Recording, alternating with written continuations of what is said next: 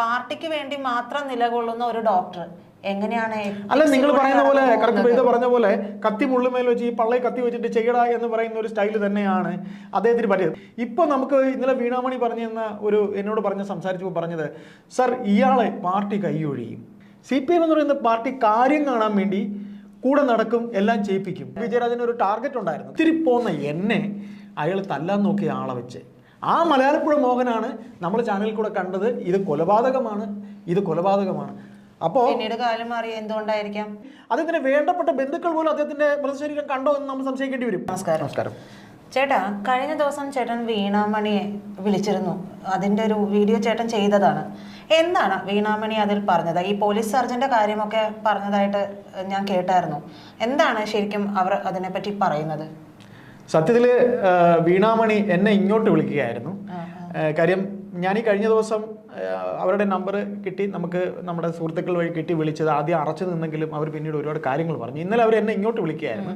അപ്പോൾ അവർ പറഞ്ഞത്, ഒന്ന് പിന്നെ ഈ കേസിൽ ഈ പോലീസ് സർജൻ ഈ ഒരു പോസ്റ്റ്മോർട്ടം മാത്രമല്ല കള്ളത്തരം കാണിച്ചത് എന്നാണ് അവർ പറയുന്നത്.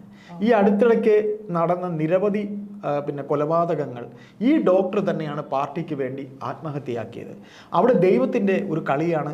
ഈ നവീൻ ബാബു എന്ന മനുഷ്യൻ്റെ മരണത്തിലൂടെ ആ കള്ളത്തരം പൊളിയുകയാണ്. കാര്യം ഇതൊരു വളരെ വലിയൊരു അന്വേഷണത്തിലേക്ക് പോവുകയാണ് എന്നുണ്ടെങ്കിൽ ഈ ഡോക്ടർ തന്നെയായിരിക്കും ചിലപ്പോൾ ഈ കേസിൽ ആദ്യത്തെ പ്രതിയായിട്ട് വരാൻ സാധ്യതയുള്ളത്. കാര്യം ഈ പാർട്ടി കൊല്ലാൻ പ്ലാൻ ചെയ്തിരുന്നവരെ എല്ലാം, അതായത് CPM എന്ന് പറയുന്ന പാർട്ടിക്ക് ഒരു ശത്രുത ഉള്ളവരാണ് എന്നുണ്ടെങ്കിൽ അവർ ഏത് രീതിയിലും കൊല്ലുന്നതിന് പല മാർഗങ്ങൾ ഉണ്ട്. കളരിയുണ്ട്. ഇപ്പോൾ നമ്മുടെ നവീൻ ബാബു എന്ന വലിയ ഉദ്യോഗസ്ഥനെ കൊന്നിരിക്കുന്നത് വിഷം കുത്തി എന്നാണ് പറയുന്നത്. വിഷം, സൈനൈഡ്, ഹൈലി പോയിസൺ ആയിട്ടുള്ള സൈനൈഡ് കുത്തി വെച്ചെന്നൊക്കെയാണ് പറയുന്നത്. അപ്പോൾ അവരുടെ ടാർഗറ്റ് അവർ തീർക്കും. അപ്പോൾ അങ്ങനെ ടാർഗറ്റ് തീർത്തവരുടെ എണ്ണത്തിൽ ഈ ഡോക്ടർ ആത്മഹത്യകളെ കൊലപാതകങ്ങളെ ആത്മഹത്യയാക്കി തീർത്തിട്ടുണ്ട് സാർ എന്നൊരു വാക്ക് അവർ പറഞ്ഞു. അതെ, അവരതിൽ പറയുന്ന ഒരു കാര്യം ഞാൻ കേട്ടത്, തലശ്ശേരിയിൽ ഹോസ്പിറ്റലുണ്ട്, കോഴിക്കോടുണ്ട്, കണ്ണൂർ ജില്ലാ ഹോസ്പിറ്റലുണ്ട്. ഇവിടങ്ങളിലേക്ക് ഒന്നും കൊണ്ടുപോയില്ല ബോഡി. അവർ കൃത്യമായിട്ട് പരിയാരം മെഡിക്കൽ കോളേജിലേക്ക് തന്നെയാണ് കൊണ്ടുപോയത്. പരിയാരം മെഡിക്കൽ കോളേജ് എന്ന് പറയുന്നത് CPMന്റെ തന്നെ ഒരു അവരുടെ സങ്കേതമാണ്. ഞാൻ വൺസ് ഒരിക്കൽ പോയിട്ടുണ്ട് പരിയാരത്ത്. അവിടെ എല്ലാം ഞാൻ മനസ്സിലാക്കിയത് അങ്ങനെ തന്നെയാണ്. അവരുടെ എല്ലാ കാര്യങ്ങളും നിയന്ത്രിക്കുന്നതും എല്ലാ തരത്തിലുള്ള എല്ലാം ഉള്ളത് CPMകാർ വഴി അതിനെ നിയന്ത്രിക്കുന്ന ഒരു സ്ഥാപനമാണ് അത്. അപ്പോൾ അത്തരത്തിലൊരു സ്ഥാപനത്തിലേക്ക് കഥകളി കലാകാരനാണ് ഈ ഡോക്ടർ. ആർട്സ് കോട്ടയിലാണ് ഹോമിയോപ്പതിക്ക് BHMS പഠിക്കുന്നത്. അവിടെ നിന്ന് ഒരു റിസർവേഷനിലാണ് MBBS പഠിക്കാൻ പോയിട്ടുള്ളത്. അപ്പോൾ അദ്ദേഹം പഠിച്ച് നേടിയതാണെങ്കിൽ ഓക്കെ. പക്ഷെ നമുക്കറിയാം SFI DYFIയിലേക്കൂടെയൊക്കെ വന്നവർക്കൊക്കെ സർട്ടിഫിക്കറ്റ്സ് ഒക്കെ എങ്ങനെയാണ് കിട്ടിയിട്ടുള്ളത് എന്നൊക്കെ നമുക്കറിയാം. അത്തരത്തിൽ വരികയും അവരുടെ ഒരു ആളായിട്ട് നിന്നിട്ട് ഫോറൻസിക് ഡിപ്പാർട്ട്മെന്റിന്റെ മേധാവിയായി മാറുകയും ചെയ്ത ഒരാളാണോ ഇദ്ദേഹം എന്നുള്ള ഡോക്ടർ TM പ്രജിത്ത്. അദ്ദേഹം അങ്ങനെ ഒരു അതായത് ഇവരുടെ ഒരു തണലിൽ ഫോറൻസിക് വിഭാഗം മേധാവിയായ ഒരാളാണെങ്കിലും അങ്ങനെ ആകാനുള്ള ഒരു സാധ്യത തീർച്ചയായിട്ടും പ്രജിത പറഞ്ഞത് ഒരു പോയിന്റ് തന്നെയാണ്. കാര്യം എന്ന് വെച്ചാൽ അദ്ദേഹത്തിന്റെ മെറിറ്റ് അടിസ്ഥാനത്തിൽ കിട്ടിയതല്ല, പാർട്ടി നൽകിയ ഒരു പദവിയാണ്. അദ്ദേഹം പഠിച്ചു, അദ്ദേഹത്തിന് ഹോമിയോപ്പതി കിട്ടിയിട്ട് അദ്ദേഹം പഠിച്ചു, അദ്ദേഹം ഇതായി എന്നുണ്ടെങ്കിൽ പാർട്ടിയുടെ ഇപ്പം നമുക്കെല്ലാം അറിയാം, ഓരോ ഡോക്ടേഴ്സിന് സംഘടന ഉണ്ടെങ്കിൽ അത് CPM, എനിക്ക് തന്നെ അറിയാവുന്ന ഡോക്ടേഴ്സ് ഉണ്ട്, CPM അനുഭാവമുള്ളവർ, കോൺഗ്രസ് അനുഭാവമുള്ളവർ. അപ്പോൾ അതിൽ അദ്ദേഹം പ്രത്യേകിച്ച് കണ്ണൂർ പോലുള്ള സ്ഥലത്ത് പാർട്ടിയുടെ ഒരു ആളായി അദ്ദേഹം നിന്നതിൽ അതിശയിക്കേണ്ട കാര്യമില്ല. പക്ഷേ ഇവിടെ ഈ പോലീസ് സർജൻ ഈ കേസ് ചെയ്തതിൽ അദ്ദേഹം ഈ ആന്തരിക അവയവങ്ങൾ ഒരു എത്തിക്സ് ഉണ്ട്, ഒരു ഡോക്ടറുടെ ഒരു എത്തിക്സ് ഉണ്ട്. ആ എത്തിക്സ് പോലും അദ്ദേഹം മറന്നു. പക്ഷേ ഇതിൽ നാം ഇപ്പൊ അറിയുന്നത് എങ്ങനെയാണ്? എത്തിക്സ് മറന്നു എന്ന് പറയുമ്പോൾ ഞാൻ മറ്റൊരു കാര്യം പറയട്ടെ. പാർട്ടിക്ക് വേണ്ടി മാത്രം നിലകൊള്ളുന്ന ഒരു ഡോക്ടർ എങ്ങനെയാണ്?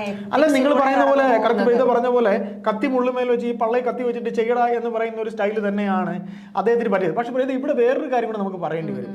ഇപ്പൊ നമുക്ക് ഇന്നലെ വീണാമണി എന്നോട് സംസാരിച്ചപ്പോൾ പറഞ്ഞത്, സർ ഇയാളെ പാർട്ടി കൈയൊഴിയും, ഇയാളെ പാർട്ടി ഒരു വേള കൈയൊഴിയും എന്നൊരു വാക്ക് അവർ പറഞ്ഞു. ഞാൻ കഴിഞ്ഞൊരു വീഡിയോയിൽ അത് സംസാരിച്ചു. കാര്യം CPM എന്ന് പറയുന്ന പാർട്ടി അങ്ങനെയാണ്.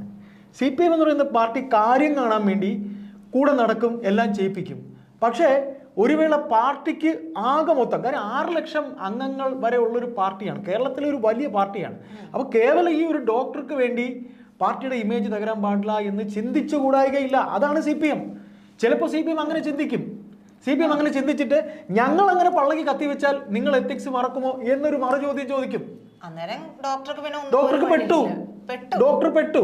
അതെ. അപ്പൊ ഇതിൽ ഡോക്ടർ ശരിക്കും പാർട്ടിക്ക് വേണ്ടി ഇറങ്ങിയെങ്കിൽ ഡോക്ടർ നിരവധി കൊലപാതകങ്ങളെ ആത്മഹത്യയാക്കി തീർത്തു എന്നുള്ളതിന് ഡോക്ടർ മറുപടി പറയേണ്ടി വരും എന്ന് മാത്രമല്ല, അദ്ദേഹത്തിന് സ്വന്തം ജീവൻ രക്ഷിക്കാൻ വേണ്ടിയിട്ട് പല സത്യങ്ങളും തുറന്നു പറയേണ്ടി വരും. തീർച്ചയായിട്ടും അദ്ദേഹത്തിന്റെ തടി ഊരാനായിട്ട് ചിലപ്പോ CPM-ലെ ജില്ലാ സെക്രട്ടറി എന്നോട് അങ്ങനെ പറഞ്ഞു. ബുദ്ധിയുള്ള ഒരാളാണെങ്കിൽ ചിലപ്പോ അതെല്ലാം.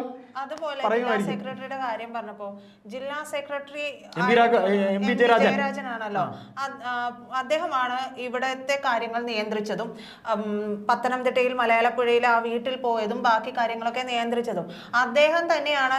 ധൃതി പിടിച്ചിട്ട് ആ ഒരു മൃതദേഹം ദഹിപ്പിക്കുന്നതിന് വേണ്ടിയിട്ടുള്ള കാര്യങ്ങളൊക്കെ അത് കറക്റ്റ്. അത് ഇന്നലെ അവർ സംസാരിച്ചപ്പോൾ പറഞ്ഞു. അതായത് ഇവരുടെ ഒരു ഇതുണ്ടായിരുന്നു, ഒരു ടാർഗറ്റ് ഉണ്ടായിരുന്നു. ആർക്ക്?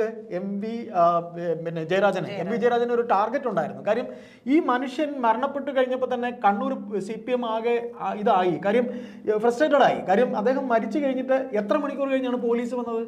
പോലീസ് വന്ന് ഇൻക്വസ്റ്റ് തയ്യാറാക്കി എത്ര മണിക്കൂർ കഴിഞ്ഞാണ്? അപ്പോൾ തന്നെ ഒരു തീരുമാനമായി ഇത് പോസ്റ്റ്മോർട്ടം നടന്നിട്ടില്ല എന്നുള്ളത് സത്യമാണ്.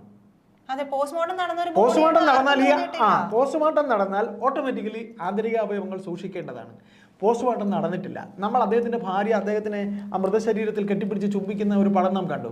അതിൽ അദ്ദേഹത്തിന് ഒരു മാറ്റവും. കാരണം ഇത്തരത്തിൽ പോസ്റ്റ്മോർട്ടം നടക്കുമ്പോൾ ഈ തലയോട്ടിയൊക്കെ ഇളക്കി ചെയ്യേണ്ടതാണ്. തലയോട്ടി ഇളക്കി ഈ നമ്മുടെ തലച്ചോറ് എല്ലാം പരിശോധിക്കേണ്ടതാണ്. ഇത് നമുക്ക് വ്യക്തമായി പറയാം, ഇത് പോസ്റ്റ്മോർട്ടം നടന്നിട്ടില്ല. അപ്പോൾ ഇത്തരത്തിലുള്ള കള്ളങ്ങൾ പിടിക്കാതിരിക്കാനായാണ് അത് പൊതുദർശനത്തിന് പോലും വെച്ചില്ല എന്നാ പറയുന്നത്. കണ്ണൂർ കളക്ടറേറ്റ് വെച്ചിട്ടില്ല. അതിന്റെ ബാനർ വെച്ചിരുന്ന ഒരു അനുശോചനത്തിന്റെ ബാനർ അതുപോലും എടുത്ത് മാറ്റി. അത് അദ്ദേഹം മരിച്ചിട്ട് ദിവസങ്ങൾ പോലും ആകുന്ന മുമ്പ് ആ സ്ത്രീ ഇന്നലെ എന്നോട് പറഞ്ഞത് ഒന്നും ആയിട്ടില്ല. അദ്ദേഹത്തിന് കണ്ണൂരുകാർക്ക് മറക്കാൻ പറ്റില്ല, നല്ല മനുഷ്യർക്ക് മറക്കാൻ പറ്റില്ല സാർ. അവര് വിങ്ങി വളരെ സങ്കടത്തോടെ എന്നോട് പറഞ്ഞത്, സാർ ഞങ്ങൾക്ക് മറക്കാൻ പറ്റില്ല സാർ, അദ്ദേഹത്തിന്റെ ചിത്രം അവിടുന്ന് മാറ്റിക്കഴിഞ്ഞു സാർ. എന്നിട്ട് നമ്മൾ മനസ്സിലാക്കിയുള്ള ഇപ്പൊ പ്രീത പറഞ്ഞതുപോലെ MP ജയരാജനെ പാർട്ടി നിയോഗിച്ച് കൊണ്ടുവന്നതാണ്. പിന്നെ ഒന്നുകൂടെ നമുക്ക് ഇതിൽ പറഞ്ഞുകൊണ്ട് ചർച്ച അവസാനിപ്പിക്കാം. ഈ മലയാളപ്പുഴ മോഹൻ എന്ന് പറഞ്ഞ അയാളെ കുറിച്ച് എന്താ നിങ്ങൾ പറയാനുള്ളത്? യാതൊരു വ്യക്തിത്വം ഇല്ലാത്തൊരു മനുഷ്യൻ. ആ മലയാളപ്പുഴ മോഹൻ എന്താ ചെയ്തത്? അവസാനം വരെ നിന്നിട്ട് ഏറ്റവും അവസാനം നൈസായിട്ട് കാല് മാറി. ഇല്ല, മലയാളപ്പുഴ മോഹൻ ഇതിലൊരു വലിയ കഥാപാത്രമാണ്. കാര്യം ഇന്നലെ എന്നോട് ഇവർ പറഞ്ഞു, ആരാ ഈ വീണാമണി പറഞ്ഞു, അതായത് ഇവർ ചെന്നിട്ട് അവരുടെ ബന്ധുക്കളോട് ഇങ്ങനെയാണ് വിഷയം, ഇങ്ങനെ ഉണ്ട്, അദ്ദേഹത്തിന് പോസ്റ്റ്മോർട്ടം ചെയ്യണമെന്ന് വേറൊരു ഒതുങ്ങിയൊരു മുറിയിലിരുന്ന് സംസാരിക്കുമ്പോൾ ഒളിച്ചു നിന്ന് കേട്ട ഇയാള്. കാര്യം ഇങ്ങനെ ഒരു വ്യക്തി അവിടെ ഉള്ള ഒരാളല്ല എന്ന് മനസ്സിലായി. അപ്പോൾ സാറ് പറഞ്ഞൊരു അറിവ് കൊണ്ടാണ് ഇവർ ചെന്നിട്ട് അദ്ദേഹത്തിനെ ചെന്ന് കാണുന്നത്. ഇത് റീപോസ്റ്റ്മോർട്ടം ചെയ്യണമെന്ന് പറയാം. ഉടനെ അവരെ ഇങ്ങ് വിളിച്ച് മാറ്റിയിട്ട് അവർ പറയാം, സാർ ഇത്തിരി പോന്ന എന്നെ അയാൾ തല്ലാൻ നോക്കിയ ആളെ വെച്ച്. ആ മലയാളപ്പുഴ മോഹനാണ് നമ്മൾ ചാനലിൽ കൂടെ കണ്ടത്. ഇത് കൊലപാതകമാണ്. അപ്പോൾ പിന്നീട് കാലം മാറി എന്തുകൊണ്ടായിരിക്കാം? ഒന്നില്ലെങ്കിൽ ഫണ്ട് കിട്ടിയിട്ടുണ്ടാവും സ്വാഭാവികമായിട്ടും, ഇല്ലെങ്കിൽ കൃത്യമായ ഫണ്ട് അല്ല പ്രീത. ഇതിനകത്ത് നമ്മൾ പറഞ്ഞതുപോലെ ജയരാജൻ, MP ജയരാജൻ എന്ന് പറയുന്ന CPM-ന്റെ മറ്റൊരു മുഖം, MP ജയരാജൻ, MP രാജേഷ് ഒക്കെ അവിടുന്ന് വന്നു. അവരുടെ വലിയ കള്ളം അവർ ആ മൃതശരീരത്തിലൂടെ അവർ മൂടിക്കൊണ്ടുവന്നൊരു വലിയ കള്ളം, ആ വലിയ കള്ളം മുട്ട പൊട്ടിച്ച് തോട് പൊട്ടിച്ച് പുറത്ത് വരുന്നത് പോലെ പുറത്താകുമോ എന്നൊരു ഭയം അവർക്കുണ്ടായിരുന്നു. അതിന് അവർ ഇങ്ങനെ എങ്ങനെയെങ്കിലും കൊണ്ടുവന്ന് 3/4 മണിക്കൂർ നിർത്തി അദ്ദേഹത്തിന് വേണ്ടപ്പെട്ട ബന്ധുക്കൾ പോലും അദ്ദേഹത്തിന്റെ മൃതശരീരം കണ്ടോ എന്ന് നമ്മൾ സംശയിക്കേണ്ടി വരും. എല്ലാവർക്കും എത്താൻ കഴിഞ്ഞിട്ടുണ്ടാകുമോ എന്ന് സംശയമുണ്ട്. അപ്പൊ അതിനെ തീയിൽ വെച്ച് ഉണ്ടായിരുന്ന തെളിവ് കൂടെ നശിപ്പിച്ചു, അല്ലെങ്കിൽ നശിപ്പിക്കപ്പെട്ടു എന്ന് സഖാവെ അത് ചെയ്തു എന്ന് എന്നെ ഏൽപ്പിച്ച കാര്യം ചെയ്തു എന്ന് ആരെയാണോ MP ജയരാജനെ വിളിച്ച് പറയേണ്ടിയിരുന്നത് അവർ വിളിച്ചു പറഞ്ഞു എന്ന് തന്നെ നമുക്ക്. അതുപോലെ തന്നെ മലയാളപ്പുഴ മോഹനൻ എന്ന് പറയുമ്പോൾ അവിടെ പത്തനംതിട്ട മേഖലയിലും പാറമട മാഫിയ. അതിൽ വേറൊരു കാര്യമുണ്ട്, ഞാൻ വേറെ പറഞ്ഞുതരാം. ഈ CPM എന്ന് പറയുന്ന പാർട്ടിക്ക്, എനിക്ക് ഈ പാർട്ടിയെ കുറിച്ച് കുറച്ച് അറിയാവുന്ന ഒരാളാണ്. ഈ പാർട്ടിക്കൊരു ഭയങ്കരമായ ഒരു ഇതുണ്ട്. കാര്യം ഈ പാർട്ടി മെമ്പർമാർ ഒരിക്കലും ഇങ്ങനെ പാർട്ടിയെ കുറ്റാരോപിതമായി പൊതുമധ്യത്തിൽ പറയാൻ പാടില്ല. ഈ മലയാളപ്പുഴ മോഹൻ പാർട്ടി മെമ്പർ അല്ല, പാർട്ടിയുടെ ഒരു ട്രേഡ് യൂണിയൻ മെമ്പറാണ്. പാർട്ടിക്ക് ഒരു ട്രേഡ് യൂണിയൻ ഉണ്ട്, CITU. CITU എന്ന് പറഞ്ഞാൽ സ്വതന്ത്ര രാഷ്ട്രീയ സംഘടനയാണ്. അതിലുള്ള ആൾക്ക് പാർട്ടിയെ വിമർശിക്കാം, അതിലുള്ള ആൾക്ക് എന്ത് വേണോ പറയാം. അതുകൊണ്ട് അയാൾ പാർട്ടി മെമ്പർ അല്ല എന്നുള്ള കാര്യവും പാർട്ടിക്കാരനാണെന്നൊരു ധരിപ്പിക്കലും നമ്മെ പറ്റിക്കുകയായിരുന്നു. അയാൾ വെറും CITU മെമ്പറാണ്. CITU മെമ്പറായ അയാൾക്ക് പാർട്ടിയെ പറയാനുള്ള ഇതുമുണ്ട്. അയാൾ പാർട്ടിയെ കുറ്റം പറയും നാളെ അയാളെ പിന്നെ പാർട്ടിയുടെ മറ്റേ ജഡ്ജസ് തൂക്കിക്കളയൊന്നുമില്ല. അപ്പം അതിലും നമ്മൾ പറ്റിക്കുകയായിരുന്നു. അത് ഇതിനെക്കുറിച്ച് അറിയാവുന്നവർക്കേ അറിയാവൂ. മൊത്തത്തിലൊരു ആഗോള തട്ടിപ്പ് പാർട്ടിയായി മാറിയിട്ടുണ്ട്.